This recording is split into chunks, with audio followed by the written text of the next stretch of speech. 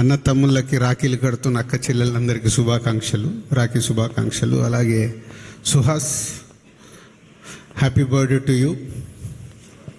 And Janaka అయితే గనక ఏంటో కోఇన్సిడెంట్గా ఇక్కడే ఈ అందరూ తండ్రులైన వాళ్ళే. ఈ మధ్య మా హీరో అండ్ మ్యూజిక్ డైరెక్టర్ ఈ సినిమా జరుగుతుంటేనే మళ్ళీ వాళ్ళు ఫాదర్స్ అయ్యారు. So Harshit and director and నేను కూడా వాళ్ళతో పాటు మా అన్వయ్ వల్ల జర్నీ చేస్తున్నాను. సో ఫాదర్కు ఉండే కష్టాలన్నీ చూస్తున్నాము.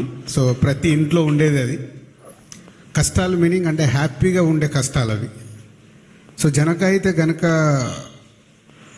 కాన్సెప్ట్ చెప్పినప్పుడు చాలా బాగుంది శాండీ, గో హెడ్ అన్నాను. తను దాని తర్వాత ప్రశాంత్ నీల్తో వర్క్ చేస్తున్నాడు. వెళ్ళి అక్కడ రైటర్గా జాయిన్ అయ్యాడు. ప్రశాంత్ వినడము, ప్రశాంత్ కూడా చాలా బాగుందని చెప్పి హర్షిత్ వాళ్ళు కంటిన్యూ అయ్యి స్క్రిప్ట్ చేశారు. అంటే ఈ స్క్రిప్ట్ అయిన తర్వాత కూడా సుహాస్ నీకంటే ముందు చాలామంది హీరోల దగ్గరికి ఇది స్క్రిప్ట్ వెళ్ళింది. విన్న వాళ్ళందరూ ఎగ్జైట్ అవ్వడం, కానీ ఇది అమ్మో మేము చేస్తే ఎలా ఉంటుంది ఒక భయం. అలా 3-4 అయిపోయారు. శాండీ కూడా సరే ఏం చేద్దాం is busy with Prashanth Neel.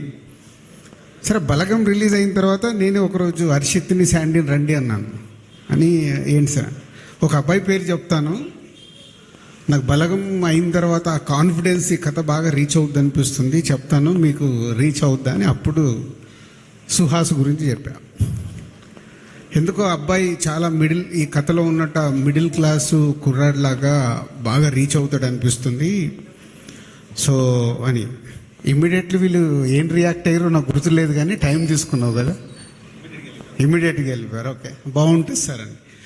అంటే ఒక సినిమా కాన్ఫిడెన్స్ ఇప్పుడు కూడా మనకు ఈ మధ్య రిలీజ్ అయిన హాయి, కమిటీ కుర్రాళ్ళు, ఒక చిన్న సినిమాలు కొత్త వాళ్ళతో వచ్చినప్పుడు అవి బాగున్నాయి, ఆడియన్స్కి రీచ్ అయ్యి ఆడుతున్నాయి అన్నప్పుడు మాకు అది ఏ స్క్రిప్ట్ వచ్చినా ఒక కిక్ ఇస్తాయి. ఓకే ప్రేక్షకులు చూస్తున్నారు చేద్దామని. అలాంటిదే ఇది జనక అయితే గనక. ఒక మిడిల్ క్లాస్ అబ్బాయి వాడికి వచ్చే మినిమం జీతంలో వాడు హ్యాపీగానే ఉన్నాడు, పెళ్లి చేసుకున్నాడు, కానీ పిల్లలు వద్దంటున్నాడు.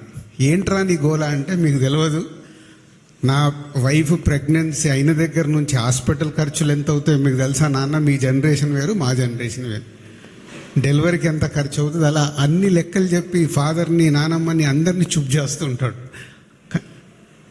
సో ఈరోజున్న జనరేషన్లో economy is very important, same time పిల్లలు ఇంపార్టెంటే, ఎమోషన్స్. ఆ ఎమోషన్స్ మధ్యలో శాండీ ఆల్మోస్ట్ తన పర్సనల్ లైఫ్లో జరిగిన ఇన్సిడెంట్స్ని జర్నీ చేసిన, ఇప్పుడు వీళ్ళందరూ కూడా పర్సనల్ లైఫ్లో కనెక్ట్ అయిపోయారు. విజయ్ కానీ, సుహాస్ కానీ, ఈవెన్ హర్షిత్ కానీ. సో జర్నీ చేసేటప్పుడు ఉండేదే దీన్ని హ్యూమరస్గా, సో థియేటర్ అంతా నవ్వేలాగా ఎలా చేయాలని మంచి కాన్సెప్టు, ఒక మిడిల్ క్లాస్ ఫ్యామిలీ, ఒక మిడిల్ క్లాస్ కుర్రాడి తీసుకొని చాలా బాగా చేశారు. ఫైనల్ చేసి మొన్నే సినిమా చూపించారు. సో తొందరలోనే మీకు రిలీజ్ డేట్ అనౌన్స్ చేసి ఒక మంచి సినిమా మళ్ళీ మీరు చూడబోతున్నారని ఒక నమ్మకంతో ఉన్నాం. ఇప్పుడు కమిటీ కుర్రాళ్ళు హాయి ఎలా అయితే ప్రేక్షకులు ఒక ఫ్రెష్గా ఫీల్ అయ్యారో, ఈ సినిమాని అంత ఫ్రెష్గా ఫీల్ అవుతారు విత్ హ్యూమర్, నాన్ స్టాప్ ఎంటర్టైన్మెంట్తో జరిగే సినిమా ఇది. ఇక సుహాస్ గురించి చెప్పక్కర్లేదు. అండ్ మలయాళీ అమ్మాయి అయినా వాళ్ళ వైఫ్ అండ్ హస్బెండ్గా పేరు చాలా క్యూట్గా, ఏదున్నా అమ్మాయి ఒకటే డైలాగ్ ఏంటి అని అంటే, మా ఆయన చూసుకుంటారులే అంటే, అంత కాన్ఫిడెన్స్ హస్బెండ్ మీద. పిల్లలు వద్దన్నా ఓకే అంటది, ఏదన్నా ఓకే అంటది, అంత క్యూట్గా చేసింది అమ్మాయి. అండ్ సుహాస్ ఒక మిడిల్ క్లాస్ కుర్రాడు ఎలా ఉండాలో అలాగే ఉంటాడు. తన ప్రీవియస్ సినిమాలు కూడా మనం చూసాం. ఈ సినిమాలో కూడా మీరు చూస్తే ఇప్పుడు సాంగ్ చూసినా, టీజర్ చూసినా చాలా ఒక మిడిల్ క్లాస్ కుర్రాడిలాగా కనిపిస్తాడు. సో గుడ్ సెట్తో వస్తున్న ఈ సినిమా తొందరలో మీ ముందుకు వస్తుంది. సో ఈరోజు సాంగ్ స్పెషల్, చాలా పాటలు చూసాము, రైటర్ చెప్పాడు. ఇప్పుడు విజయ్ బేబీ తర్వాత తను చాలా ఫేమ్ అయ్యాడు. పోతే కాకినాడలో ఉండి ఇప్పుడు హైదరాబాద్లో వచ్చి పని చేస్తున్నా అంటే ఆయన వైఫ్ ఎంత హెల్ప్ చేస్తే ఇక్కడ వరకు వచ్చి చేస్తున్నాడు. మీ వైఫ్కు నువ్వు సాంగ్ డెడికేట్ చేయడం